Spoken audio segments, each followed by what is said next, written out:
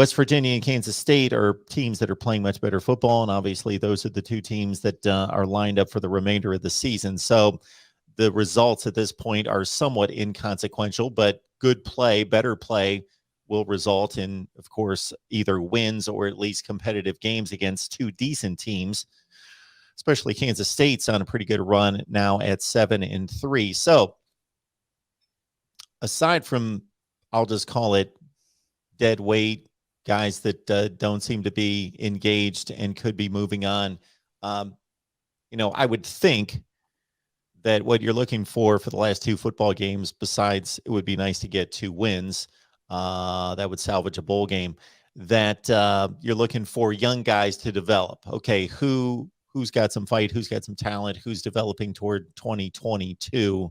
So is there a group of players that fit kind of that mold?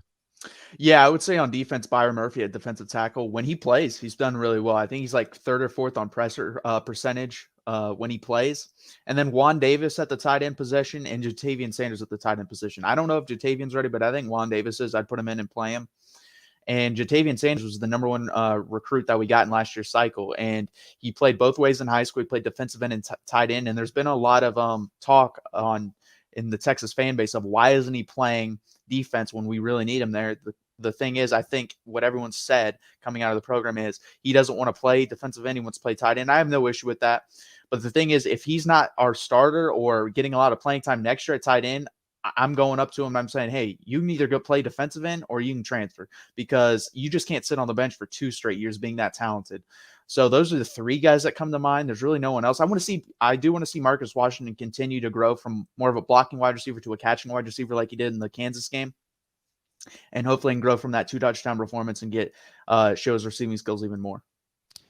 We asked Matthew to host our Texas post game before the season, and for obvious reasons, he knows what he's talking about, and he's passionate about Texas football, and he gauges with all of you guys after the game. He just didn't realize how much torture he was going to be put through this season. 4-6. My goodness, I thought this was a pretty good. When I was in the midst of, like everybody else, watching the first half against Oklahoma, I didn't necessarily think I was losing my mind thinking, okay, this team's going to make a run at a playoff berth or anything like that. I still thought that they were going to have their issues with the likes of Iowa State and those type teams, Oklahoma State in the conference, but I thought they were on that tier. I thought even if they pull off this upset, Oklahoma's still here, and this team is going to fight 2 or 3 other teams for that other berth in the Big 12 championship, and that was only about 3 to 4 weeks ago.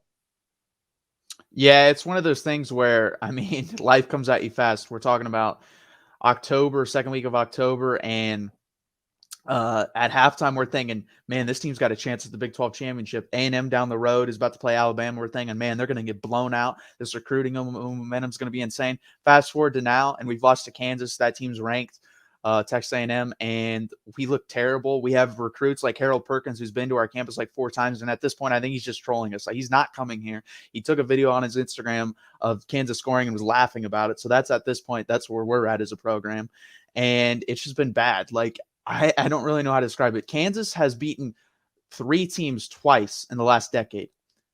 I believe Southeast, Missouri State, South Dakota, and Texas. Those are the teams. That's the list. We're on that list. We're proud to be on that list, I guess. Not really, but it's pretty pathetic at this point how far we dropped.